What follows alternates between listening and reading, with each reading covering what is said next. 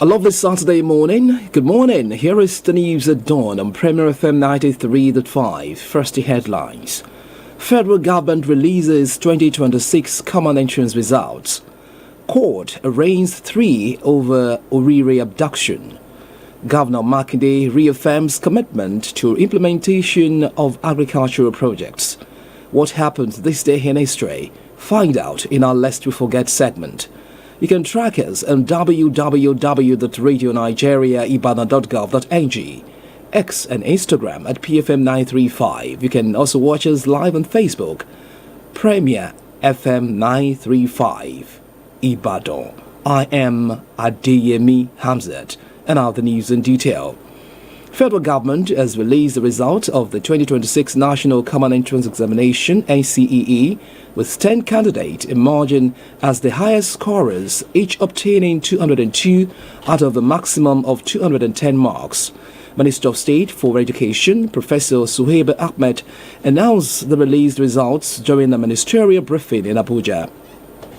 Professor Ahmed said the examination remained the gateway for admission into junior secondary school when in the nation's 83 federal unity colleges. She said 60,357 candidates registered for the examination conducted on June 6, 2026 in Nigeria, the Republic of Benin and Togo. She directed the relevant departments in the ministry to ensure that the admission process was concluded promptly in line with the approved guidelines. She assured parents that the federal government would continue investing in infrastructure, student welfare, quality feeding and teacher development to improve teaching and learning in the colleges. The federal government has filed a 10-count charge against 3 suspects over the abduction of pupils and teachers in Orire local government area of Oyo State, accusing them of terrorism, kidnapping, concealment of information, incitement, and illegal mining. The suspects, identified as Abdulrazak Umar, also known as Abu Khalifa, Yunus Musa, and Shamsu Sani, were charged before the Federal High Court in Abuja following investigations into the school abduction that shocked the nation. According to the charge sheet, the defendant allegedly conspired with 3 other suspects who are currently at large between January and May this year to plan and facilitate the abduction of the school children and their teachers. The federal government further alleged that the trio concealed information about the planned attack and failed to report the activities of the suspected masterminds to relevant security agencies despite having prior knowledge. Abdulrazak Umar, the first defendant, was also accused of engaging in illegal gold mining activities in Suleja, Niger State, an offense that the prosecution said contravenes relevant provisions of Nigerian law.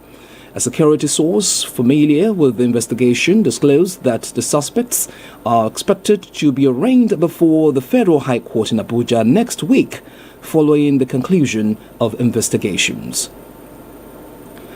New Nigeria is achievable with necessary actions by the leaders and the followers in the country. The chief imam of Ajibotoluwa Central Mosque, Barracks Road, Ojo, Ibadan, Alhaji Ismail Adigun, gave the submission in a chat with Radio Nigeria correspondent after Jumat service. Alhaji Adigun stated that some of the challenges such as kidnapping, abductions, terrorism, ritual killings, banditry and the likes that are currently facing the country can be addressed by the sincerity of purpose for the betterment of the country. Some of the way out from Nigeria as a country is to maintain sincerity from the leadership and the followers. Nigeria government should rule with sincerity without fear or favor.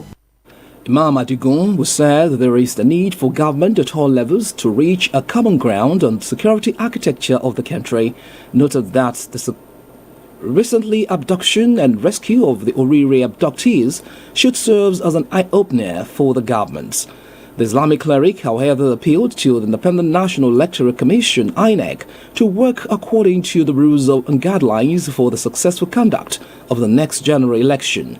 He joined the other electoral stakeholders to support the electoral umpire to ensure that fair and credible elections are achieved by 2027. You're on to the news at dawn on Premier FM 93.5 from the stable of Radio Nigeria. Stay with us.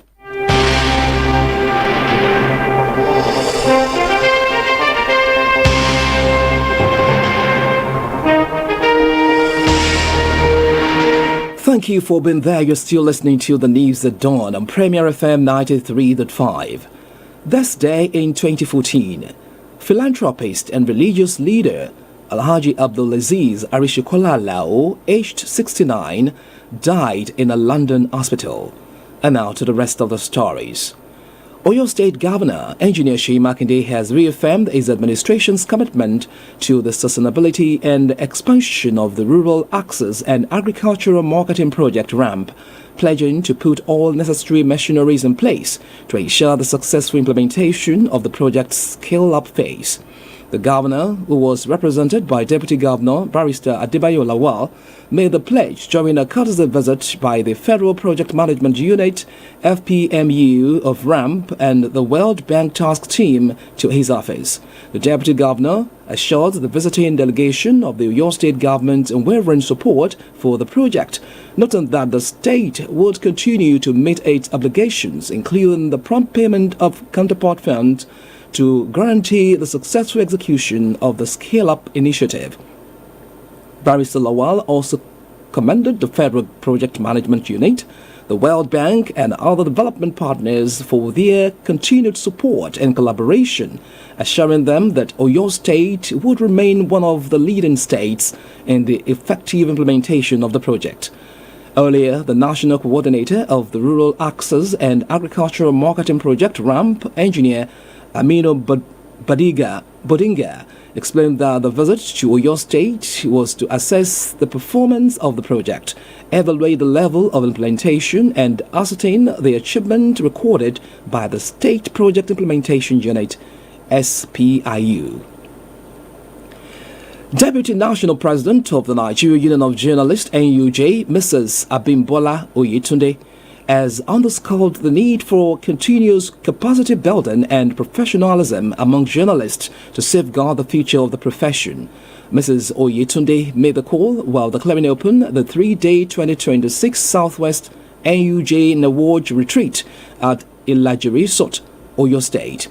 Speaking on the theme, Stronger Together, Collaboration, Capacity and Sustainability for the Future of Journalism, she described it as timely, noting that the media industry is experiencing rapid transformation driven by technological advancement, artificial intelligence, misinformation, economic challenges, and changing audience expectations.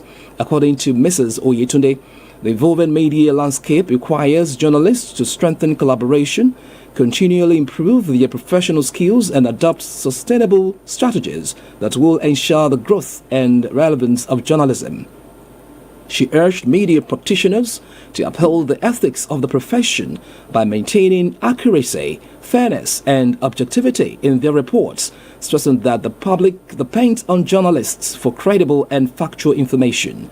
In a remark, Chairman, Nigeria Union of Journalists, Oyo State Council, Mr. Akim Abbas, said the read has been able to create a bond between journalists in the Southwest, calling for a periodic retreat for NUJ and Nawaj members. Earlier, the Nawaj Southwest Zonal Vice President, Mrs. Adiola Adekunle, said capacity building for women journalists must go beyond digital storytelling and investigative reporting. Most floods are caused by human activities. Don't block waterways to prevent flooding. To end the news at dawn on Premier FM 93.5 from the stable of Radio Nigeria, the main items again. Federal government has released the result of the 2026 National Common Entrance Examination (NCEE) with 10 candidates emerging as the highest scorers, each obtaining 202 out of the maximum of 210 marks. The federal government has filed a 10-count charge against 3 suspects over the abduction of pupils and teachers in Orire local government area of Oyo State, accusing them of terrorism, kidnapping, concealment of information, incitement, and illegal mining. Oyo State Governor Engineer Seyi Makinde has reaffirmed his administration's commitment to the sustainability and expansion of the Rural Access and Agricultural Marketing Project RAMP, pledging to put all necessary machineries in place to ensure the successful implementation of the project's scale-up phase. And that ends the news at dawn on Premier FM 93.5 from the stable of Radio Nigeria. It was edited by Tawakalit Ibrahim and the production team. I am Adeyemi Hamzat. Thank you for listening and have yourself a beautiful weekend. Good morning.